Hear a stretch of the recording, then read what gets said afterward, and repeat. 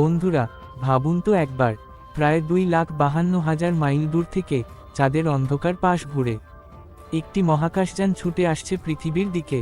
আর শুধু তাই নয়, এই যাত্রার মাঝেই তারা মহাকাশ থেকেই দেখেছে এক ভয়ঙ্কর সুন্দরপূর্ণ সূর্যগ্রহণ। 40 মিনিটের জন্য পৃথিবীর সাথে সম্পূর্ণ যোগাযোগ বিচ্ছিন্ন, নীরব মহাশূন্যে ভেসে থাকা সেই ভয়ঙ্কর মুহূর্ত।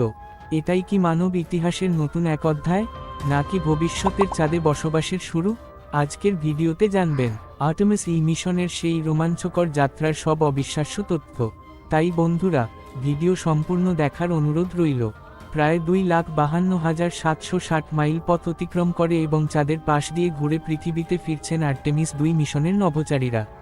মঙ্গলবার বিবিসির প্রতিবেদনে এ তথ্য জানানো হয়। প্রতিবেদনে বলা হয়, তাদের ফেরার যাত্রায় প্রায় 4 দিন সময় লাগবে। আগামী 10 এপ্রিল স্থানীয় সময় রাতে যুক্তরাষ্ট্রের পশ্চিম উপকূলের প্যাসিফিক মহাসাগরে অবতরণ করবে।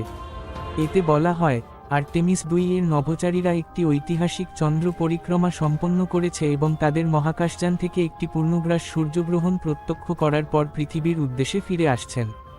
নাসা জানায়, চাঁদের পেছনে থাকাকালীন নভোচারীরা নাসার সঙ্গে সংযোগ হারিয়ে ফেলেন। এই বিভ্রাটটি প্রত্যাশিত ছিল এবং প্রায় 40 মিনিট স্থায়ী হয়েছিল। প্রায় 40 মিনিট পর মহাকাশযান থেকে নীরবতা ভেঙে মিশন স্পেশালিস্ট ক্রিস্টিনা কচ বলেন, পৃথিবী থেকে আবার বার্তা পেয়ে খুব ভালো লাগছে। এ অভিযানের বিষয়ে মার্কিন প্রেসিডেন্ট ডোনাল্ড ট্রাম্প মহাকাশচারীদের বলেছেন যে, তারা ইতিহাস সৃষ্টি করেছেন এবং সমগ্র আমেরিকাকে সত্যিই গর্বিত করেছেন। এছাড়া মার্কিন প্রেসিডেন্ট তাদেরকে হোয়াইট হাউজে আমন্ত্রণ জানিয়েছেন। পৃথিবীতে ফেরার পর মহাকাশচারীরা প্রথমে পানিতে অবতরণ করবেন। তারপর সেখান থেকে তাদের সংগ্রহ করে কাছের মার্কিন নৌবাহিনীর জাহাজে হেলিকপ্টারে করে পৌঁছে দেওয়া হবে। নাসা জানিয়েছে, জাহাজে অবস্থানকালে তাদের মেডিকেল চেকআপ করা হবে। বন্ধুরা, এমন অসাধারণ মহাকাশের খবর প্রতিদিন পেতে চাইলে এখনই আমাদের চ্যানেলটি সাবস্ক্রাইব করে পাশে থাকা বেল আইকনটি অন করে দিন।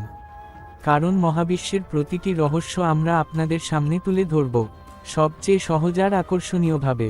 আর কমেন্ট করে জানান, আপনি কি ভবিষ্যতে চাঁদে ভ্রমণ করতে চান, নাকি শুধু পৃথিবী থেকেই মহাকাশ দেখতে চান?